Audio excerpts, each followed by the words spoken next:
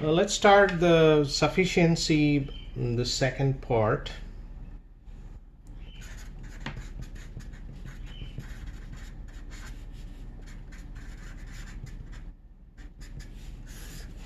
First, we will start with the result.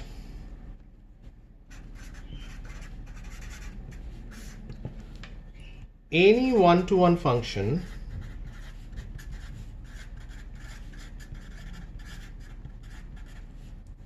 of a sufficient statistic is also a sufficient statistic.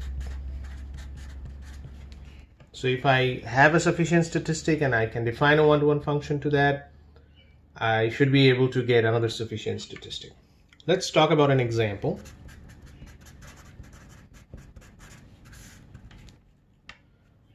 Fx is given as 1 over square root of pi e to the power minus x minus square root of theta square, minus infinity less than x less than infinity and theta greater than 0.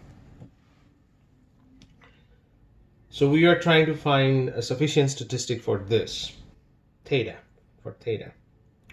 So L theta, which is the likelihood function, should be given as fx1 times fx2 up to fxn. We are multiplying this. So which is essentially 1 over square root of pi e to the power minus x1 minus square root of theta square times 1 over square root of pi e to the power minus xn minus square root of theta square.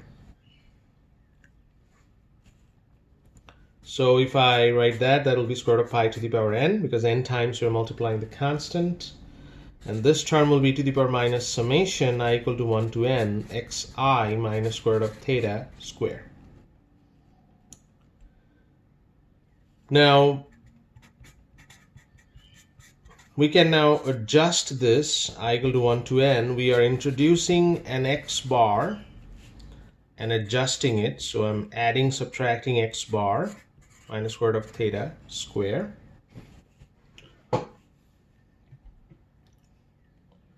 The reason of doing this is I'm going to split it, this square plus this square. The 2 times, so this is a, this is b, so a plus b whole square. And a square plus b square plus 2ab, that term will be 0 because of this term. Xi minus x bar, sum of that is always 0. So I'm just writing this square plus this square because the 2ab term is already 0. Okay, so the next step will be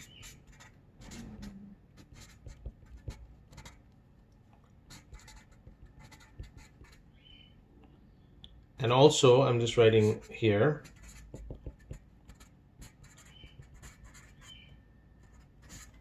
so this will be at the top. So if I can rewrite this, so I'm just keeping it here so that you know what's the last term here, and I'm rewriting this as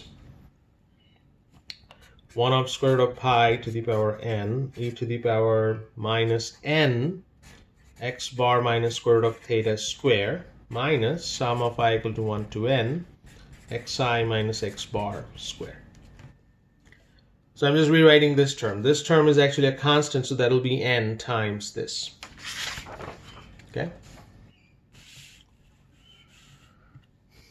So now this is I can write as gx bar and theta and h of x1 to xn, where which one is gx bar theta? That will be this term. This is gx bar theta. And this term, that will be h of x1 to xn. So by NFFT, x bar is sufficient for square root of theta.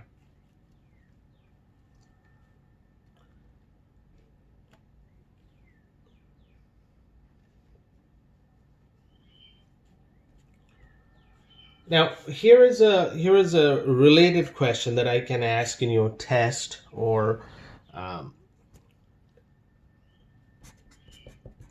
find an unbiased estimator of theta for the same problem. Unbiased estimator. How do you find that? The reason that I'm doing this, it's a little bit of different problem. So if you remember, what's the PDF given to you? This is the PDF given to you. It's actually a normal distribution. It's a normal distribution with mean square root of theta and variance 1/2. So that's where we'll start. Xi follows a normal distribution with square root of theta as mean and 1/2 as variance. So what would be the x bar then? That will be just this one will change. 1/2n. Now, expectation of x bar square is actually variance of x bar plus expectation of x bar whole square. Correct? So this is 1/2n and this is theta. So expectation of x bar square minus 1/2n is equal to theta. I'm just taking 2n inside the, because it's a constant, I can take it always inside the expectation. So what did I get? X bar square minus 1/2n is an unbiased estimator of theta. So this is one way of proving things. This is good to know that this way you can prove this. All right, let's do another example. That example is another typical example that's related to. So we did an example before where order statistics is a part of the range, so we have to create a function, C, indicator function with 1, 0. Same kind of concept. Fx is given as e to the power minus x minus theta. Here also see that theta is the part of the range, theta less than x less than infinity. So I need to create an indicator function if I want to find the sufficient statistic. Again, L theta, that will be e to the power minus x1 minus theta up to e to the power minus xn minus theta. So if I write it as a sum, like this, which is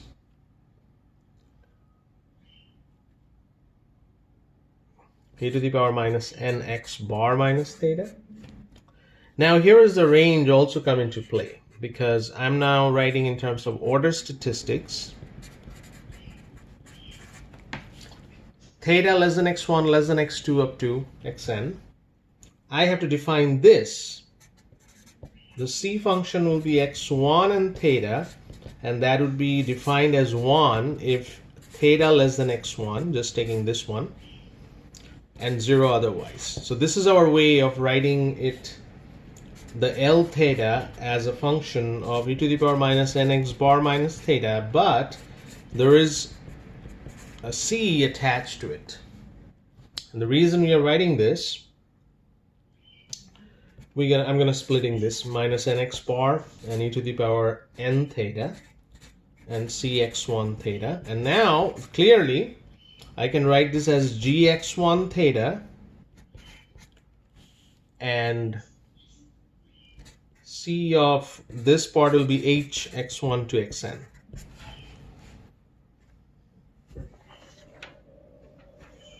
So this is the g and this is the h.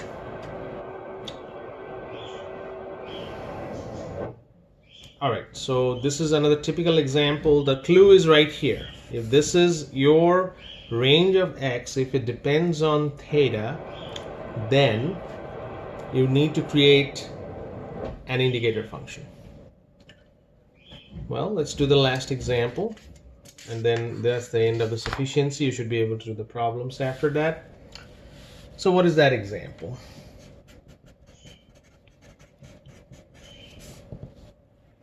The density function is given as theta x to the power theta minus 1. What's the likelihood function here? Theta x1 theta minus 1 times theta xn theta minus 1. So theta to the power n, and the product of I equal to 1 to n xi to the power theta minus 1. So clearly the product is the sufficient statistic, meaning that here the whole thing is j theta, and this times 1, that would be the h. So by NFFT, product is sufficient, product of I equal to 1 to n xi is sufficient for theta. Let's add some homework problem to the last homework you're doing right now. 37, 38, A and B, 39, 40, and 42. Only one topic I have to discuss after this, that will be the last video. That's what we call the maximum likelihood. And the estimator attached to that is called maximum likelihood estimator, in short MLE. So that would be our last topic of discussion for the next video. All right.